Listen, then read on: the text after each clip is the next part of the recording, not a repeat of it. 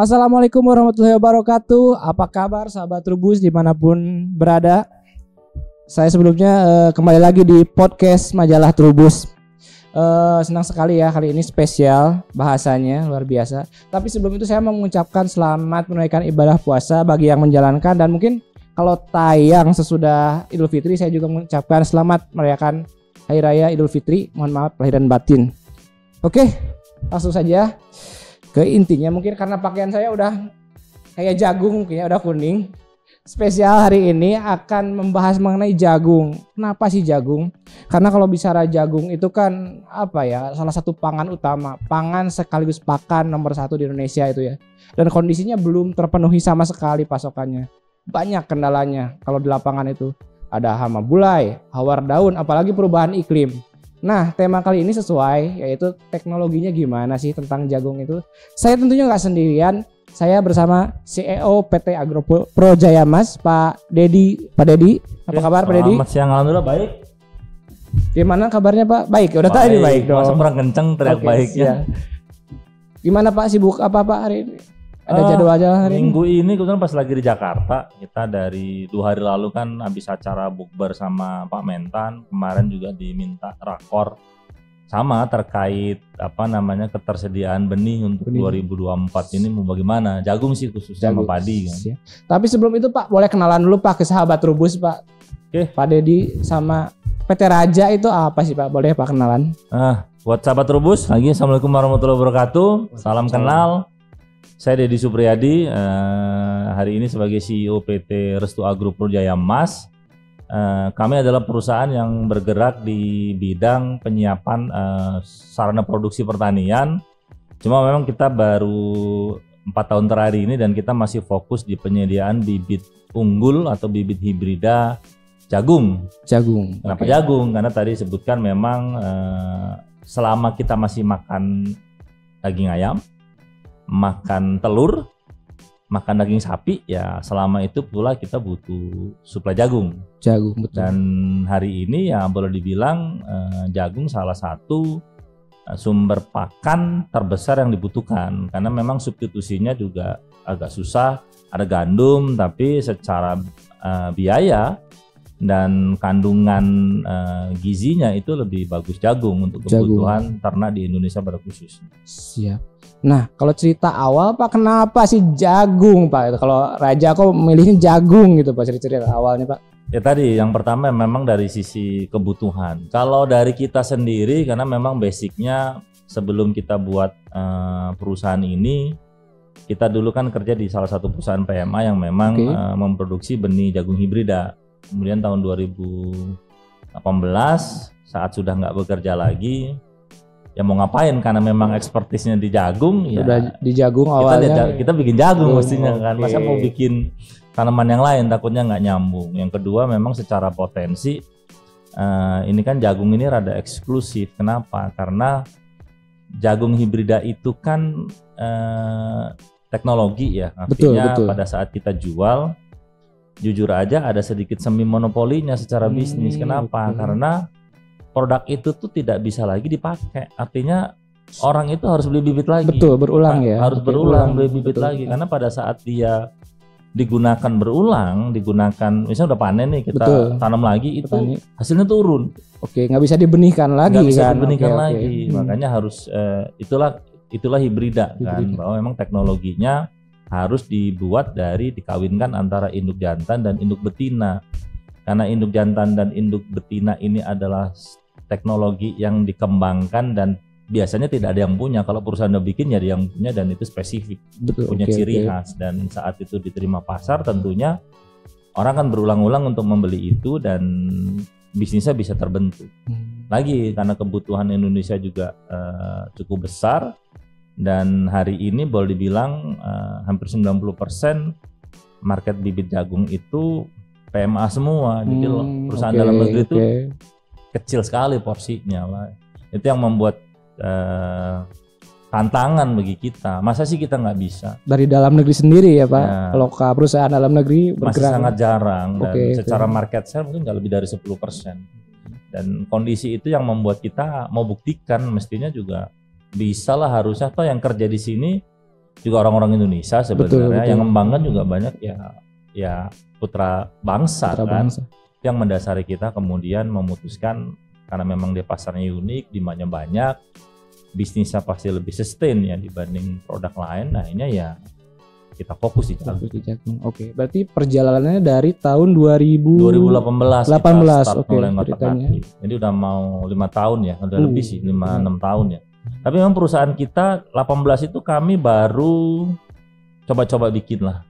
19 kita baru bikin PT-nya itu baru berdiri 19. Tapi cepet juga pas tahun kemudian ya Pak ya. Tahun kemudian kita dirikan perusahaannya, kemudian kita baru punya varietas itu pertama tahun 2020. 2 tahun berselang ya setelah 2 tahun berselang atau setahun setelah kita mendirikan perusahaan, akhirnya kita punya varietas itu kita kolaborasi. Oke. Pertama kali varietas pertama itu kita kolaborasi dengan peneliti dari salah satu universitas terkemuka di Jawa Timur. Ya, ini kita kolaborasi dengan pemulihannya, kemudian keluarlah produk pertama kita. Yang punya SK. Oke, pertama kali tahun 2020. Kemudian seiring berjalannya waktu pengembangan terjadi kan. Hanya 2021 kita lepas lagi varietas baru, 2022 kita lepas lagi. Final kemarin kita tahun 2024 awal tahun itu melepas 5. Jadi total kita sekarang punya 9 varietas jagung dalam waktu 5 tahun. Kelihatannya mudah tapi ya enggak juga sebenarnya. Oke. Tapi terbilang relatif cepet juga Pak, itu perkembangan sudah punya 9 Pak ya. 9 Nah Pak, kalau 9 boleh sedikit cerita nggak Pak, hibrida ini kalau di PT Raja itu menemukan varietas itu kayak gimana Pak? Secara gambaran gitu Pak, cerita sedikit ya sebenarnya sih kan normatif ya, itu kan ada ilmunya ya. Betul. Dan memang untuk dapat ilmu itu ya harus sekolah dulu. Jadi satu adalah ya pengalaman kita di perusahaan sebelumnya, yang kedua di tahun habis keluar dari salah satu PMA itu saya lanjut kuliah, ngambil pemulihan tanaman dan bioteknologi. Nyambung banget dong Pak tuh. Memang sengaja karena memang mau bisnis teknologi benih. Ya kalau nggak punya ilmunya, gimana orang mau percaya? Akhirnya ya tadi belajar dari pendidikan yang ditempuh. Sama lah itu. Pertama pasti kita bikin seleksi dulu kan, seleksi galur. Kita bikin galur itu kalau di istilah kita namanya parent atau indukan.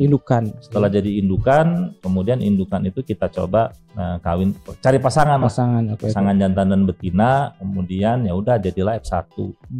Jadi memang setiap tahun itu untuk dapat 9 itu nggak mudah. Kita 9 ini boleh dibilang sudah punya koleksi. Sudah dari seleksi F1 itu tahun 2021 itu 650 hibrid. Tahun 2022 itu kita seleksi 570. Tahun 2023 itu kita seleksi 980. Jadi tiap tahun nambah terus kita seleksi. Jadi kadang dari 500 gitu ya. Belum tentu kita dapat. Sampai kosong kadang-kadang. Kita pernah kosong 570 yang tahun 2022 itu nggak ada yang kita happy. Karena memang kurang bagus menurut ada kita. Ada standar tersendiri Pak ya sebetulnya ya. Pastinya. Standarnya siapa? Standarnya market. Kan benih jagung yang sudah di launching banyak. Betul banyak. Otomatis kan itu yang kita jadikan acuan. Apa sih yang dimau market? Kenapa kita bikin banyak? Karena segmen pasarnya juga besar. Petani kita bilang, contoh aja kita ngomong jagung. 70% jagung itu kan ditanam di lahan pegunungan, bukit-bukit, tegalan. 30% tada hujan, 30% di tanah sawah. Kemudian ada dataran rendah, ada dataran tinggi di atas 1000 mdpl. Betul. Dan itu nggak bisa dikerjakan dengan produk yang sama. Semua harus punya spesifikasi dan kekuatan di situ. Itu kenapa yang membuat kita harus punya banyak. Kenapa? Karena pasar itu sangat bervariasi. Kita mau memenuhi kebutuhan petani sesuai dengan wilayah dan waktu tanam. Kadang simpel, di wilayah yang sama pun di musim yang berbeda kebutuhan jenisnya bisa berbeda. Speknya beda lagi. Jadi itu yang coba kita sajikan ke petani kita. Sehingga mereka punya banyak pilihan. Nah, karena jujur sampai hari ini produk benih itu adalah fanatisme. Orang kalau sudah senang produk A itu biasanya nggak mau ganti-ganti. Padahal itu juga ada resiko, produk terus berkembang. Yang kedua ada resiko serangan penyakit. Kalau kita sudah pakai terus-terusan itu kan lama-lama endemik. Oke, iya. Makanya banyak tuh kejadian cerita, tiba-tiba habis kena bule, tiba-tiba habis kena busuk batang, busuk tongkol. Karena memang selain kita buat hibrid yang punya toleransi, kita juga harus mengedukasi ke petani bahwa fanatisme boleh, tapi jangan takut untuk mencoba yang baru. Makanya dengan relatif kita baru ya kita coba engage petani untuk berikan pemahaman ke mereka. Ayo kita coba, Bapak biasa tanam 20 kilo, coba deh 1 kilo. Nanti udah berhasil, coba dulu deh 10 kilo. Kemudian kalau kita punya yang produk baru lagi, Bapak coba lagi. Jadi jangan sampai sudah produknya pada saat produk itu sudah berumur, artinya sudah cukup lama digunakan. Teknologinya sudah berubah, ya harusnya kita juga ikut berubah. Nah, nanti sebelum itu terjadi, petani juga harus sudah siap-siap.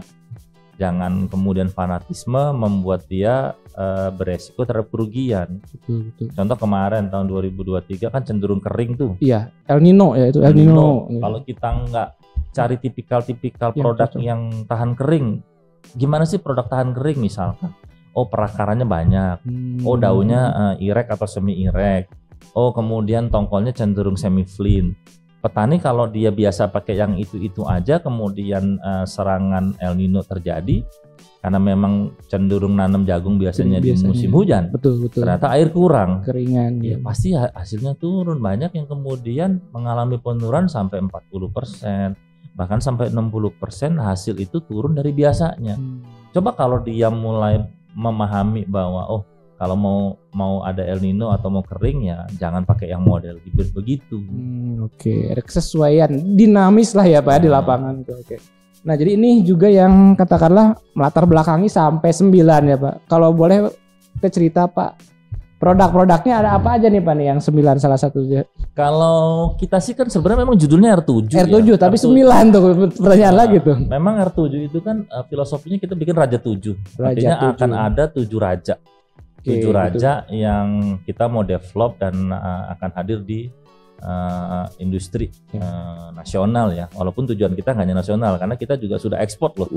Kita juga sudah jual kemana Pak? Kita di Sri Lanka.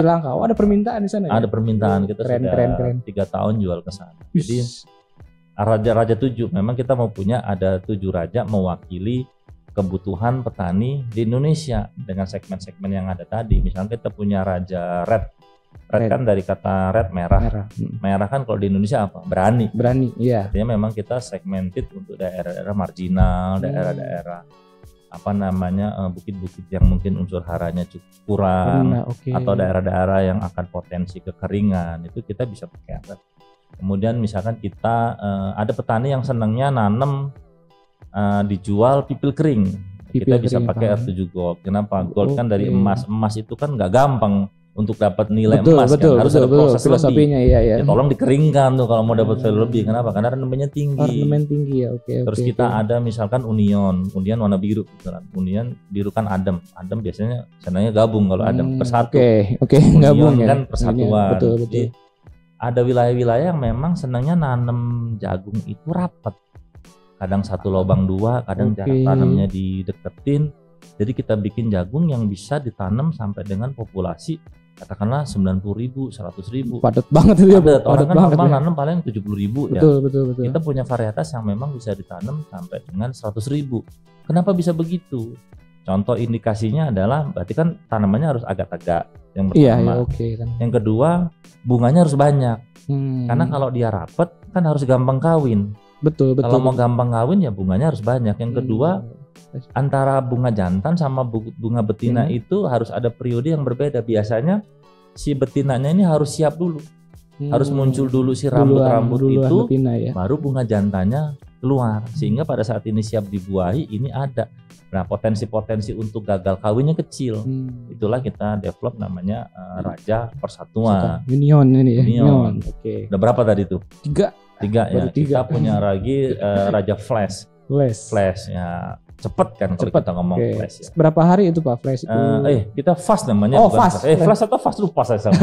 Flash kayaknya kita Raja Flash itu harapan kita di bawah 100 hari itu bisa dipanen. Flash dipanen. Benar. Jadi ada petani yang kadang nanam itu 2 kali nih misal. Dia kalau nggak ngejar tanam lagi nanti keburu udah musim kemarau, Iya. nggak dapat air, sehingga dia butuh tanaman yang bisa dipanen di bawah 100 hari. Kita punya namanya Raja Flash. Kemudian kita juga punya apalagi Raja Strong. Strong apa? Strong kan kuat nih. Strong, ada beberapa wilayah yang memang kalau nanam jagung itu gampang roboh. Ada yang karena anginnya kencang. Contoh kita ngomong di Nganjuk misalnya. Nganjuk kan kota angin terkenal. Kota angin bener. Nah, kalau angin kenceng jagungnya Iya, roboh nggak panen.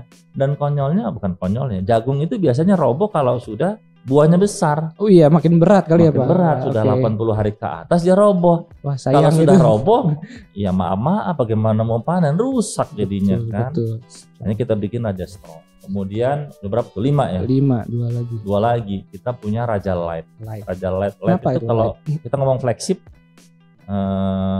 produk light berarti agak terjangkau biasanya. Ekonomis ya. Ekonomis. Kemasan ekonomis. Jadi kita punya Raja Light memang yang kita bikin untuk segmen petani yang tidak berharap kepada produk pipilannya, tapi memang kita tujukan untuk kebutuhan tebon misalkan. Kan ada jagung yang memang dia dipanen di umur 85 hari, 90 hari itu nggak dipipil.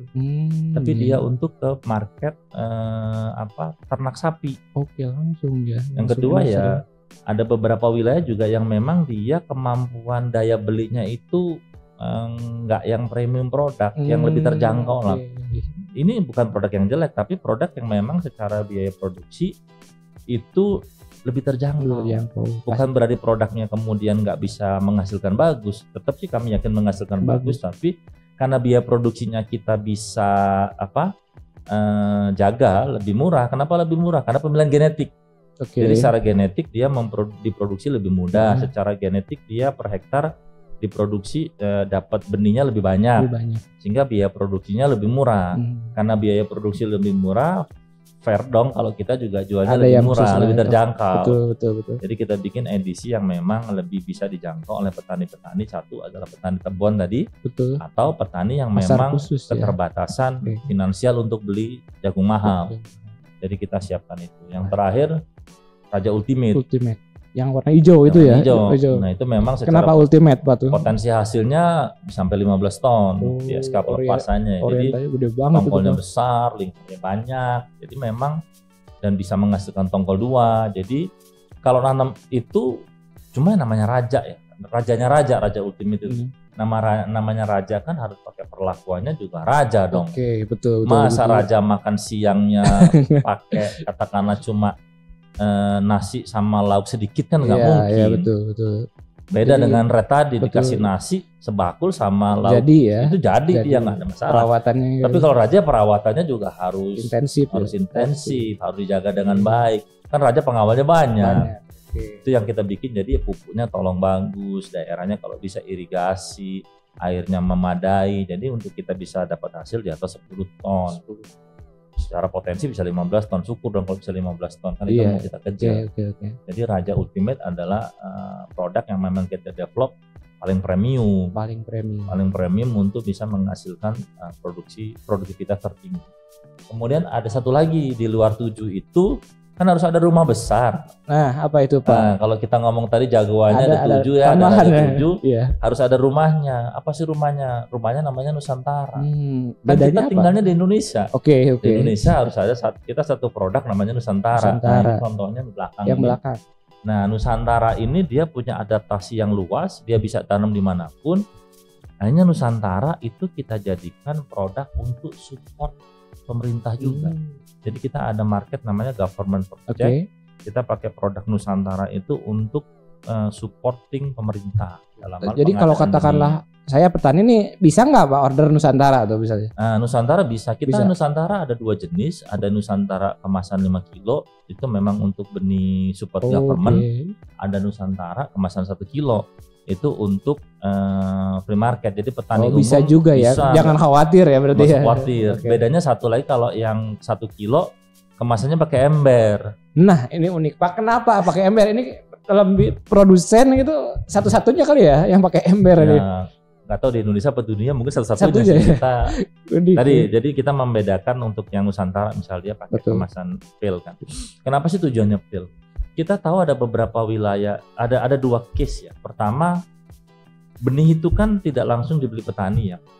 Oke. Ada jalur Di distribusi lapangan seperti itu ya. dari ya, pabrik kita jual lewat distributor ke jaringan toko kan. Itu kan ada periode waktu. Nggak mungkin dong hari ini dikirim dari pabrik, hari ini langsung ditanam. Betul. Nah, periode waktu itu kan pasti membutuhkan apa? Membutuhkan tempat penyimpanan yang baik. Bayangin kalau kita sudah ngomong di level toko pertanian, tikus banyak. Bisa jadi, betul. Bisa jadi. Kondisinya tidak mungkin kita sesuaikan dengan kebutuhan storage-nya benih, penyimpanan benih. Standarnya pasti nggak bisa. Beda ya standarisasi pabrik sama di lapangan beda. Betul. Dalam hal menjaga quality, kita mau memastikan bahwa satu produk kita aman dari hama tikus, hama kutu. Karena memang itu silen rapat, disegel. Oke, ya ember sih aman ya. Pasti aman. Yang kedua, kadang kalau taruh di toko itu kan pasti kadang nggak dihalasin. Kalau dia plastik, dinginnya pasti kena kan, panasnya juga kena. Akhirnya apa? Akan beresiko terhadap mempengaruhi kualitas pada saat sebelum barang itu ditanam. Yang kedua, ada juga beberapa segmen petani yang di 70% tadi saya bilang di daerah perbukitan.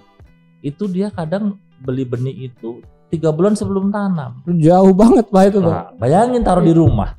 Iya. Lebih nggak kekontrol lagi takutnya kan. Itu yang kita jaga, jangan sampai. Karena gini, benih ini kan bukan bisnis pengeluaran.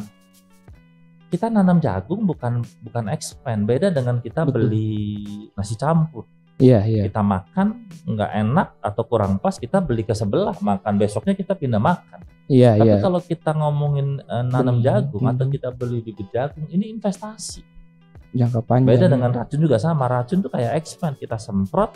Kalau dia mati dia bagus, kalau nggak mati, gue bisa beli yang lain nih, nggak nunggu lama. Tapi kalau bibit jagung kita tanam 4 bulan baru ada hasil. Jadi orang kan nggak akan main-main. Jadi bisnis ini bisnis investasi, bukan bisnis pengeluaran yang nggak cocok. Bisa gantinya besok bisa ganti. Nah 4 bulan ini kan bukan hanya biaya bibitnya aja yang akan keluar, biaya pupuknya, biaya racunnya, perawatan dan lain-lain. Jadi orang itu pada saat beli ya harus kita pastikan sampai ditanam dia harus dengan quality terbaik. Tadi bayangin petani beli 3 bulan sebelum tanam. Pas mau beli ternyata barangnya nggak tumbuh ditanam, kan kasihan. Itu yang mau kita jaga, bahwa investasi petani itu terjamin dengan dia pakai benih raja, karena kita menjaga kualitasnya sampai dia ditanam, sehingga investasinya jangan sampai sia-sia. Kan banyak kejadian udah nanam nggak ada yang tumbuh, kan kasihan. Iya, apalagi disimpan lama ya Pak. Lama itu yang kita takutkan. Pakai ember ini salah satu inovasi itu ya Pak. Ya, jadi memang itu yang pertama adalah untuk memastikan bahwa quality itu dijaga dari pabrik sampai sebelum tanam. Yang kedua, kita kan juga harus punya sustainability program, program berkelanjutan. Betul. Sekarang saya tanya, kalau karung setelah disobek diapain? Ya kadang bisa rapuh kali ya, dibuang ya, dibakar. Jadi apa? Jadi polusi. Betul. Kalau ember kira-kira dibuang nggak sama petani? Masih berguna. Pasti berguna. Dipakai buat wadah air. Betul. Dipakai untuk nyimpan barang. Betul. Atau tadi dia ternyata beli satu ember nggak habis, masih bisa untuk simpan lagi. Ke kebun dia bisa pakai untuk nyemprot, untuk wadah air, wadah pupuk, macam-macam. Kegunaannya banyak. Ibu-ibu tahu sendiri kalau ada ember mah ngomel deh sampai dibuang. Atau yang suka nanam bunga, nanam tanaman, bisa dipakai buat pot. Betul. Jadi sebagai program keberlanjutan juga buat kita untuk punya manfaat lebih ke petani, juga tidak menimbulkan masalah sampah baru. Betul. Itu yang kita harapkan dengan adanya kemasan ember. Jadi benefitnya banyak. Memang secara biaya produksi naiknya signifikan, tapi nilai lebih terhadap menjaga kualitas itu jauh lebih baik dibandingkan biaya yang harus kita keluarkan. Karena kami mau memastikan bahwa petani sekali beli sampai dia tanam ini akan terjaga dengan baik. Karena customer itu adalah ya buat kita nomor satu, harus kita jaga sampai dia berhasil. Apalagi kalau puas pasti repeat order ya Pak. Pasti ngulang lagi dan muncul fanatisme lagi. Iya. Benih raja aja udah saya beli. Ada manfaatnya, dapat ember juga. Yang kedua nggak pernah gagal kan gitu. Itu yang kita harapkan. Sama komplit ya Pak. Misalnya banyak varian gitu. Misalnya kalau kondisi kayak ini kan kemarin panas gitu Pak, sekarang hujan. Ada semuanya ya, pilihannya ada. Contoh kalau nih kita punya tipikal yang bisa lebih tahan atau toleran ditanam di kondisi agak basah. Agak basah. Apa misal Gold itu kuat Gold. di kondisi basah, Ultimate itu juga lebih toleran di kondisi basah, atau Strong juga lebih toleran di kondisi basah, atau sebaliknya ternyata kondisi kering kita bisa pakai Union juga bisa. Kita bisa pakai Red yang memang punya kemampuan lebih tahan terhadap kondisi kering. Yang kedua tadi musim, contoh pada saat musim 1 kan biasanya banyak hujan. Bulan November, Desember. Ya, akhir-akhir ya udah pakai yang lebih toleran terhadap hujan. Pada saat musim 2 cenderung ada keringnya, ya sudah pakai yang memang dia lebih toleransi terhadap kering. Penyakit pun sama. Ada juga yang unik. Contoh di daerah perbukitan itu karena aksesnya susah masuk untuk panen. Ada loh yang jagung dipanen sampai 5-6 bulan. Itu lama banget sampai kering banget. 20%. Wow. Nah, jagung dengan tipikal bijinya ada penyoknya, warnanya rada kuning, itu biasanya nggak bisa lama di pohon. Kalau di pohon lama di atas 4 bulan dia berkecambah. Kalau nggak dia rusak busuk.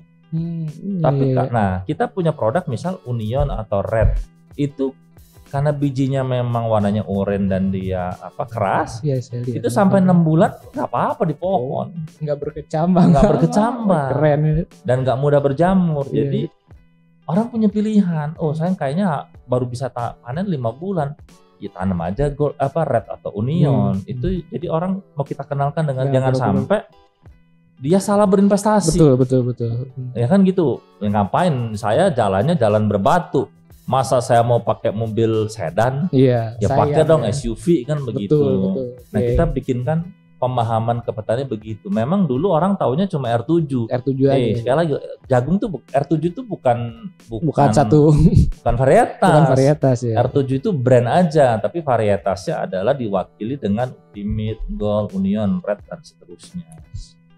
Dan pasti standarnya pasti tahan bule ya Pak semuanya atau harus. Itu standar awal gimana tuh ceritanya? Padahal kan tadi ngomongin development ya memang gini. Kebetulan ya nama produk dibuat di sini. Betul. Kita buat di Kediri, di mana Kediri itu adalah endemik sama penyakit bule. Jadi pada saat kita seleksi induknya, bukan seleksi F1-nya nih, bukan seleksi indukan ya. Dari pada saat kita membuat indukan, itu setiap tahapan proses itu udah kita telanjangi. Telanjangnya apa artinya? Kita pastikan jagung yang kita tanam itu nggak kita kasih perlakuan apapun. Dan bahkan di situ memang kita pancing dengan bule. Kita ada sengaja ya, justru sengaja. Jadi ada produk yang memang contoh dia memang untuk mancing bule, misal jagung manis. Atau dia jagung namanya Hanoman. Hanoman tuh memang jagung yang memang nggak tahan bule sama sekali. Rentan banget. Pasti kena bule sudah. Nah itu buat pancingan. Artinya apa? Biar ada serangan bule. Jadi sengaja kita campur di situ. Kalau jagung kita itu yang nggak tahan bule kan mati tuh, nggak menghasilkan tongkol. Otomatis kan nggak dapat hasil. Nah kita hanya mengambil pengembangan dari produk-produk yang dia dipastikan di saat ada bule rame-rame di situ dia tahan. Se-ekstrim itu ya seleksinya ya. Memang kita jaga. Walaupun kita tahu strain bule itu kan terus bergerak. Betul. Makanya dari situ kita akan menjaga induk yang sudah kita lepas juga tereksposur terus dengan bule. Pada saat ada strain bule berubah, produk yang kita pun sudah kita adaptasikan dengan bule si induknya tadi. Sehingga memastikan serangan bulenya bisa 100% nggak ada karena memang toleransi terhadap bule itu resisten terhadap bule nggak mungkin karena bule itu kan jamur. Tapi kalau virus bisa dia resisten karena pengendaliannya satu. Sedangkan kalau bule karena pengendaliannya banyak, yang ada adalah toleransi. Toleran istilahnya ya. Toleran. Pasti dia bisa terserang. Tapi kalaupun terserang misal hanya 5% atau 10%. Berarti nggak berdampak signifikan lah ya terhadap hasil akhir si petani. Kalau ditanya resisten atau tahan nggak mungkin. Toleran istilahnya ya. Memang kita kejarnya toleransi. Siap. Keren. Itu ceritanya masalah bule. Ini Pak kan beragam gitu kan. Ada kemana nih Pak kalau petani mau konsultasi nih tertarik benih raja gitu, cocoknya saya gimana, ada nggak seperti itu? Nah sebenarnya kan kita juga punya program namanya Klinik Raja. Klinik Raja? Klinik Raja itu di semua wilayah kita beroperasi itu ada kliniknya. Misal hari ini contoh kita punya 7 region. Kita hari ini punya 7 regional manager, ada di Sumatera, di Jawa itu ada 3, Jawa Tengah, Jawa Barat, Jawa Timur. Kita ada di NTB, kita ada di Makassar, Sulawesi Selatan, kita ada di Gorontalo, Sulut. Dan setiap wilayah itu paling nggak punya antara 10 sampai 20 orang. Jadi total tim kita di agronomis yang memang melayani untuk mendampingi petani itu kalau 100 orang mungkin ada ya sekarang. Memang dia setiap hari ya keliling ke lapangan, ke kios-kios atau ke lokasi-lokasi penanaman petani. Tujuannya apa? Salah satunya untuk mengedukasi. Saat ada serangan penyakit atau saat ada hal yang tadi nggak sesuai sama kebutuhan petani, itu kita bisa segera follow up ke petani tersebut. Dan yang kedua juga kita sering mengadakan namanya kegiatan farmer meeting. Itu rutin kita keliling. Jadi petani kita undang, kita edukasi. Atau ya tadi kita juga punya layanan layanan Benih Raja, layanan @benihraja.com, atau bisa buka di web kami atau buka di nomor hotline kita. Mungkin nanti ditampilin aja ya kayak di sini ada. Bisa nanti dimunculin. Kita ada webnya, kita ada Instagram, kita ada Facebook, dan semua itu melayani konsultasi juga. Jadi nggak usah khawatir. Yang konvensional bisa langsung ketemu petugas kita di lapangan, yang tanda kutip sudah modern, milenial ke sini, telepon aja, kan begitu. Berarti memang ada kesesuaian ya, nanti disurvei dulu atau gimana Pak, daerah saya kayak gini misalnya, cocoknya yang mana gitu atau gimana Pak teknisnya? Pastinya Sumatera Utara. Sumatera Utara. Ya, karena daerah dengan ketinggian, ya kita akan dorong dengan produk-produk yang punya toleransi terhadap ketinggian. Nggak mungkin semua produk kita bawa ke sana dong. Contoh kita main ke NTT, karena di sana cenderung kering, ya red aja kita dorong.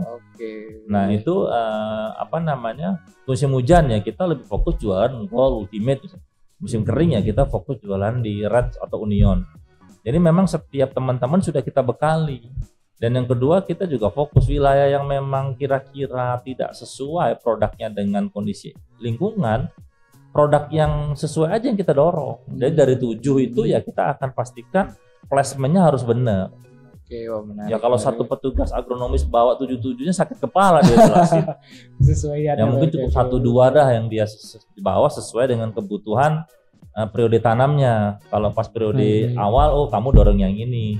Pas periode kedua, kamu dorong yang ini. Jadi orang sudah kita bekali dengan itu. Siap. Ini kan tadi 7, 8. Satu lagi ada Pak itu yang belum dibahas tadi, 9. Oh iya, masih kan. Jadi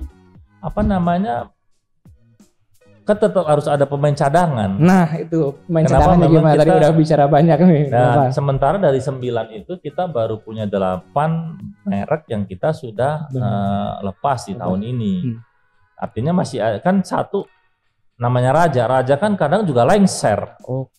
Kalau suatu saat ada yang lengser ya kita harus punya Raja yang lain dengan tetap filosofinya 7. Oh ternyata Raja, misalkan nih Raja Gold itu sudah bukan lagi kebutuhan. Petani itu senangnya mostly hanya maunya jual pipil basah misal. Nggak mungkin dong kita mempertahankan Raja Gold untuk eksis di pasar. Sehingga kita setiap tahun pun tetap akan punya cadangan raja-raja yang baru. Tapi singgasana itu akan digantikan dengan raja yang baru dengan tidak merubah konsep Raja 7. Rajanya tetap 7 tapi bisa berganti. Mungkin dulu Gold, yang berikutnya mungkin raja yang lain karena Raja Gold sudah tidak lagi di zamannya. Berarti yang ini yang satu lagi belum rilis, belum kita komersialkan. Tahun depan kita punya lagi raja-raja penerus yang lain lah pasti. Raja, Pak, Raja itu apakah akronim dari atau apa Pak? Ini saya menarik. Sebenarnya sih ya memang kita dari awal memang Raja itu kan satu secara nama gampang dikenal ya di Indonesia. Ingat ya Raja gitu. Raja, banyaklah tentang Raja ya. Raja gampang dikenal dan orang mudah untuk mengingat. Dan akhirnya kita bikinlah perusahaan, kalau disingkat pun Raja. Raja benar. Restu Agropro Jaya Mas itu disingkat Raja. R, Restu itu R, Agropro itu A, Jaya Mas itu Ja-nya. Disingkat juga Raja. Nah, jadi memang kita sambungkan. Dan yang kedua tadi dengan kenapa 7 tadi? Karena kita tahu Nusantara itu bervariasi, bersuku-suku bangsa, betul. topografinya beda-beda sehingga kita bikin macam-macam. Jadi ya yang kedua, kalau kita belajar sejarah pun raja di Indonesia banyak kan.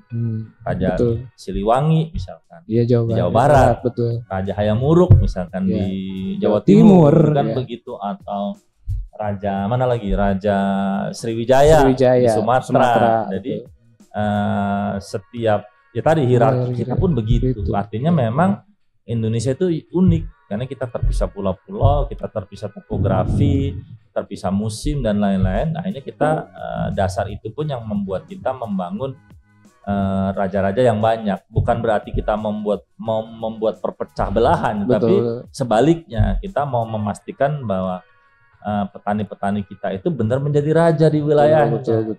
Sehingga kita sekarang pun punya program namanya Petani Raja. Oh, Petani Raja. Petani Raja. Jadi teman-teman sekarang kita bikin program namanya Petani Raja. Petani Raja itu apa? Petani-petani yang memang dia kita develop untuk berhasil dan menjadi raja. Tanam kalau biasanya dapat hanya 7 ton, gimana caranya bisa 10 ton? Dan petani raja itu juga yang kita bangun pada saat dia sudah menjadi raja. Biasanya kan petani habis tanam jagung, tanam padi itu. Iya, siklusnya. Nah, kita juga sekarang bikin produk namanya Putri Raja. Itu adalah apa itu, Pak? padi. Oh, padi. Itu udah rilis belum, Pak? Kita lagi proses produksi, memang tidak kita jual. Tapi itu iya. sebagai program CSR kita untuk diberikan kepada petani-petani raja. Sudah ada hasil jagungnya bagus, pas dia mau nanam padi, kita berikan bibit padi. Sehingga dia punya keberlanjutan nanam tanpa bingung mau pakai bibit apa. Habis nanam rajanya, terus kemudian nanam putrinya. Oh gitu. Nah itu kita berikan sebagai wujud apresiasi kita terhadap petani-petani raja yang kita sekarang lagi develop. Dan itu rencana apakah mau dirilis buat market atau gimana, Pak? Sementara sih target kita hanya untuk kebutuhan petani-petani raja saja. Belum ada rencana untuk kita komersialkan. Yang kedua itu tidak hanya untuk petani komersial, tapi juga untuk petani produksi.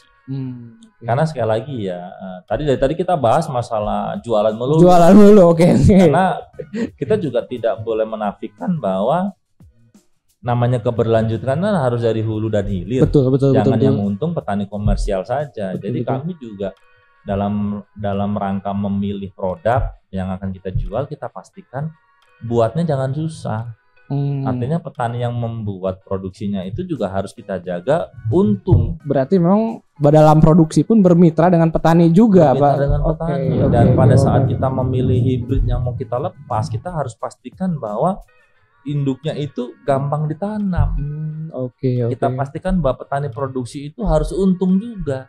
Karena kalau petani produksinya produknya bagus nih, betul. Tapi petani produksinya susah kan kasihan juga. Jadi kita harus pastikan keberlanjutan dari hulu dan hilir, semua orang menikmati terhadap produk yang kita lepas. Tidak hanya petani komersial atau petani jagung pipil, tapi juga petani produksi harus kita jaga. Sehingga ya hari ini alhamdulillah petani-petani produksi pun happy sama kita karena tidak hanya yieldnya dia juga lebih bagus lah. Misalnya dia nanam yang sebelumnya sekian, dengan pakai produk kita harus pastikan dia harus dapat hasil yang lebih baik. Itu yang kita harapkan sehingga nilai lebih tidak hanya dirasakan di ujung, tapi juga di awalnya juga. Jadi memang melibatkan semua elemen ya, semua tahapan juga melibatkan petani gitu misalnya gitu. Nah tadi karena memang bedanya ya dengan industri lain ya, pembatas industri pada umumnya apa? Demand kan. Permintaan. Tapi pembatas industri benih jagung itu bukan permintaan, produksi.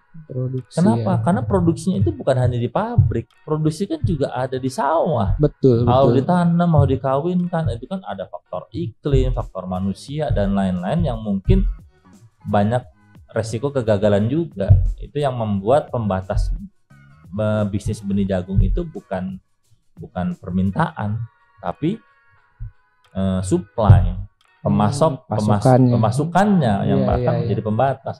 Karena permintaannya banyak nggak bisa dipasok, karena memang barangnya misal susah diproduksi. Nah itu juga yang kita nggak mau, karena kalau dia susah dipasok karena permintaan banyak, kadang harganya jadi terlalu tinggi, kan kasihan juga petani. Berdampak nanti yang beli tadi.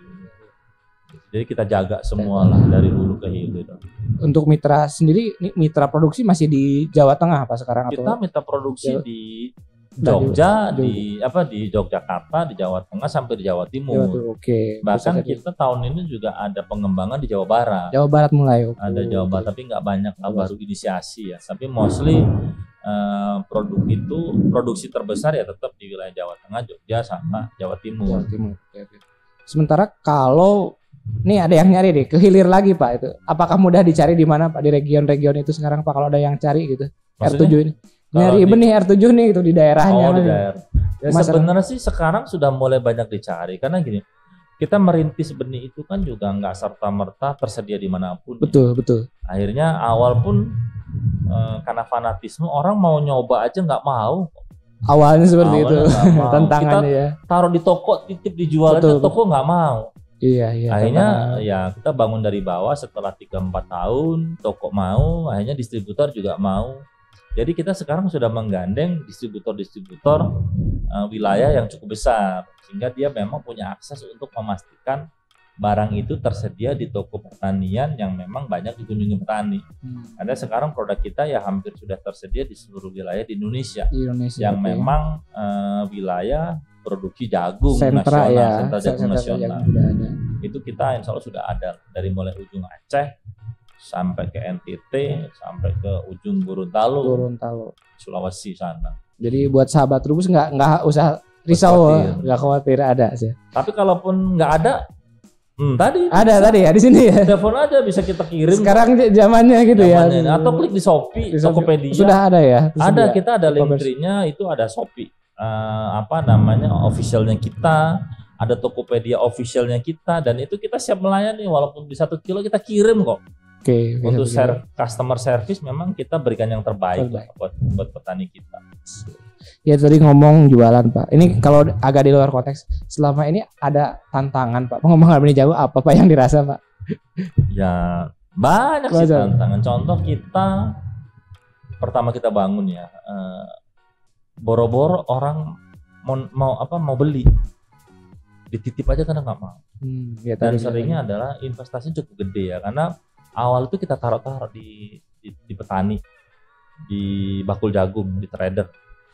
Ya nilainya ngeri juga, nilai yang harus keluar investasinya juga agak gede dan biasanya kalau udah masuk langsung ke petani ke trader, repaymentnya tuh nggak lebih dari 20%, banyak nggak dibayarnya. Ini memang ya itu bagian investment. Jadi kita di awal itu lumayan banyak kita tabur, kita kasih ke petani untuk ditanam tanpa berharap itu bisa terbayar.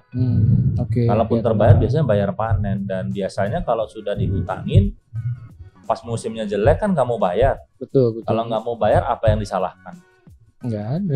Barangnya jelek. Iya. Sudah nggak bayar dia koar-koar. Iya. Dan itu akhirnya menjadi black campaign. Bahkan kita banyak histori 2019, 2020 misal, karena kegagalan panen sampai sekarang masih dibahas. R7 nggak bobot. R7 warnanya pucat. Padahal cuma 1 biji dulu R7. Sekarang sudah punya 7, orang masih aja bilangnya R7.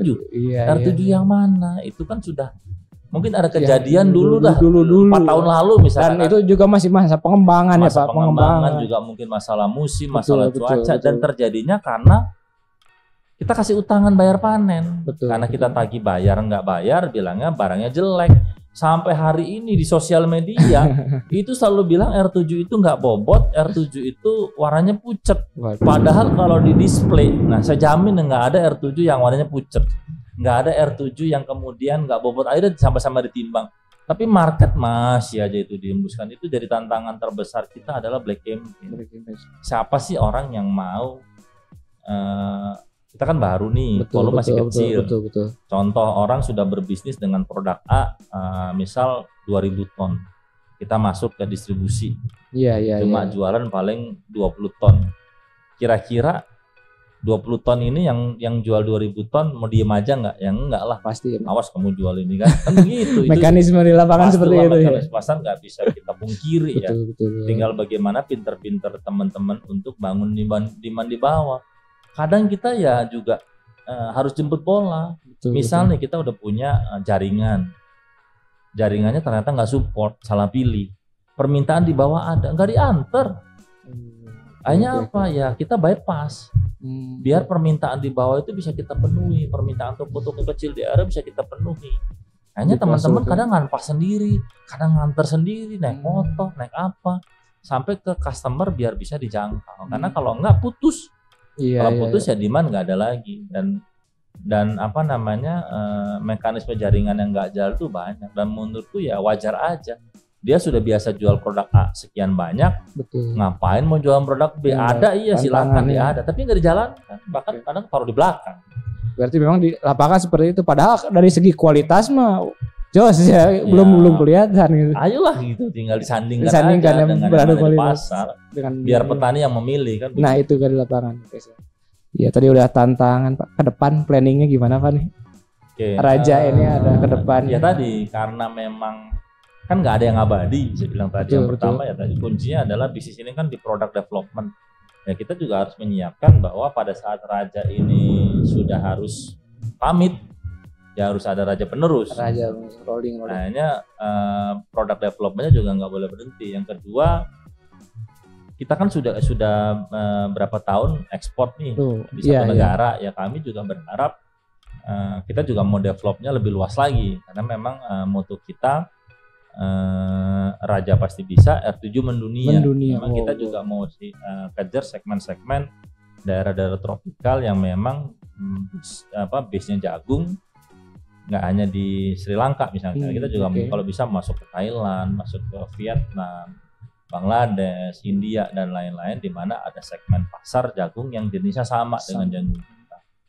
Jadi mudah-mudahan ya tidak hanya domestik, ekspornya juga kita mau besarkan. Selain juga sambil kita nata produksi dalam negerinya. Yang kedua ya harapan kita paling tidak ke depan mudah-mudahan ya kita jadi salah satu produk dalam negeri yang bisa membanggakan Indonesia, bahwa ada nih perusahaan benih jagung yang memang bisa beriringan lah, bisa sejajar dengan produk PMA yang memang syarat dengan teknologi dan capital. Simple aja. Saya pernah ini harapan ke depan ya, betul. Ada salah satu investor ajak ngobrol, mau ngasih uang banyak cerita. Tapi idenya begini, simple, idenya menarik. Kalau di dunia kita ngomong HP, betul. Samsung itu kan Asia kan? Asia, brand Asia. Begitu, brand Asia. Korea Selatan ya. Korea Selatan. Buktinya dia bisa mendunia. Iya, bisa bersaing dengan orang kan. Kalau kita ngomong worldwide ya pasti acuannya mana? Acuannya Amerika, Amerika atau Eropa juga. Kalau ada Samsung bisa menguasai dunia, simple aja di level Asia atau level Indonesia aja. Dia bilang begitu. Kenapa sih nggak ada produk pertanian yang kemudian bisa menguasai negerinya sendiri? Iya. Atau paling nggak bisa dilihat lah. Nah itu yang mau kita buktikan, bahwa harapan kita ke depan ya bukan kita mau greedy atau serakah untuk mengambil alih semua pasar, juga nggak mungkin lah. Tapi paling tidak image tentang produk dalam negeri itu yang kami tahu hanya dua, bukan yang kami tahu. Yang beredar di pasar itu image benih jagung itu kalau dalam negeri ada dua. Satu itu benihnya jelek, kurang baik lah. Kalau baik benihnya nyolong. Secara genetika. Itu yang jujur kami juga miris.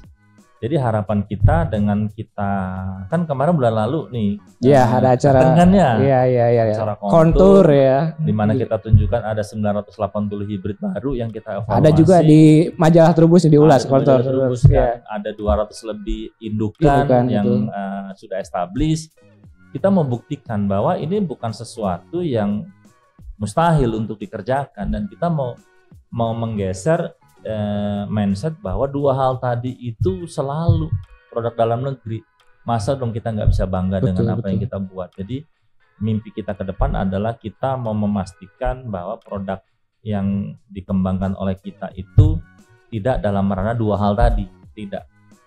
Satu adalah tadi yang jelek, yang kedua adalah mencuri. Termasuk kenapa kita kemudian juga hadir di program pemerintah. Karena program pemerintah itu kan penyebaran benih yang sangat masif. Betul. Kita mau buktikan bahwa produk dalam negeri yang melalui jalur bantuan pemerintah itu juga premium. Dan itu kita jaga sekali. Kenapa? Karena produk yang kita jual di pasar bebas itu dengan yang kita salurkan dengan pemerintah itu barang dengan kualitas yang sama. Dan kita mau buktikan itu bahwa ada kok, dan memang sebenarnya bisa dilakukan. Harapan kita kalau ini sudah bisa jalan dan terjadi, ya mudah-mudahan teman-teman yang lain bisa mengikuti. Ini sebagai membuka pintu pertama untuk memastikan dua hal yang tadi itu tidak benar terjadi.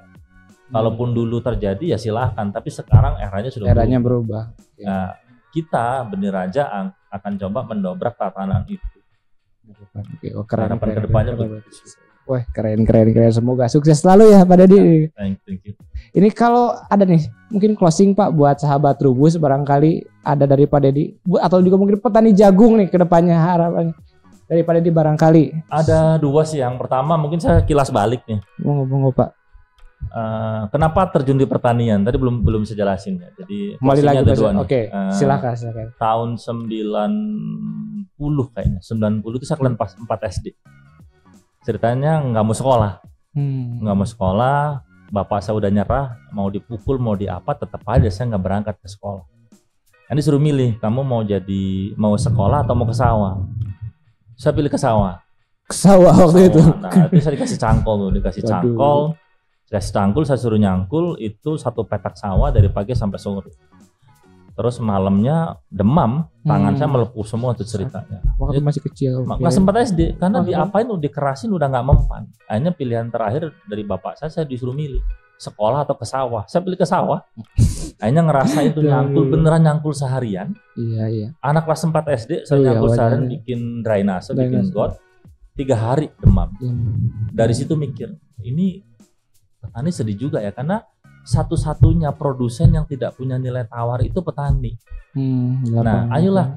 Kenapa itu jadi closing ya? Karena kita sudah saatnya jadi petani itu yang entrepreneur. Jadi petani itu yang punya nilai tawar. Hari ini petani itu nggak punya nilai tawar karena memang akses untuk menjadi mandiri itu susah. Ayolah menjadi petani yang mandiri, yang sudah tidak tergantung lagi dengan jaringan yang panjang, yang langsung punya akses ke end market, ke perusahaan-perusahaan feed mill misalkan. Yang kedua, yang tidak hanya nanam 1.000-2.000 meter. Ayolah jadi petani yang memang punya kapasitas, karena akses finansial juga sekarang gampang. Betul. Yang kedua, jadilah petani modern yang tidak lagi fanatisme terhadap produk untuk memastikan keberlanjutan. Tanam bervariasi, jangan hanya satu jenis misalkan. Harapan kita ya tadi, dengan petani mandiri, petani sudah bisa tahu resiko dan peluang untuk menjadi besar. Dan mimpi itu yang mau kita bawa. Kenapa kita membuat produk bermacam-macam, untuk memastikan petani punya pilihan. Petani itu harus menjadi raja. Petani itu harus sebagai produsen, harus sebagai entrepreneur yang bisa menentukan saya mau jual berapa, mau jual ke siapa. Harapannya nantinya ya kita membayangkan suatu saat petani itu bahkan punya storage, punya penyimpanan. Jadi pada saat panen raya ya jangan kemudian kebingungan mau jual kemana. Sudah saatnya ke depan ya petani itu harusnya menjadi petani yang punya nilai tawar, benar-benar menjadi produsen. Karena satu-satunya orang yang memproduksi tapi tidak punya nilai tawar. Berapapun dibeli dia ikut kok. Iya kan, nurut aja dia. Iya. Itu sedihnya. Jadi ya pengalaman kecil tadi sama perjalanan hidup ini yang membuat kenapa kita sangat serius di industri pertanian. Kalau dulu saya gagal menjadi petani karena memang berat jadi petani. Tapi sekarang saatnya kita membuat petani harus lebih modern, lebih maju. Jadilah entrepreneur, jadilah produsen yang punya nilai tawar. Dengan produk yang kita kembangkan, harapan kita bisa meningkatkan produktivitas dan lain-lain. Mudah-mudahan ke depan bersama-sama kita membangun negara ini, membangun pertanian Indonesia yang lebih baik. Oke, itu buat sahabat Trubus, buat petani-petani yang ada di Indonesia. Jangan takut untuk berubah, jangan takut untuk menjadi entrepreneur, jangan menjadi fanatisme. Jadilah petani yang bijak, petani yang siap untuk menjadi produsen, petani yang punya nilai tawar. Mudah-mudahan semua stakeholder termasuk pemerintah bisa mendukung itu. Amin. Oke, aplaus dong semuanya. Oke, luar biasa Pak Dedi ini, terima kasih banyak, menginspirasi sekali Pak. Sukses selalu Pak buat rajanya, R7-nya. Nanti calling kalau ada inovasi baru lagi Pak. Siap. Pasti kita info lagi kalau ada pengembangan produk baru. Siap. Mungkin sahabat Trubus cukup sekian podcast kali ini. Jangan lupa untuk saksikan podcast edisi selanjutnya. Wassalamualaikum warahmatullahi wabarakatuh. Waalaikumsalam warahmatullahi wabarakatuh.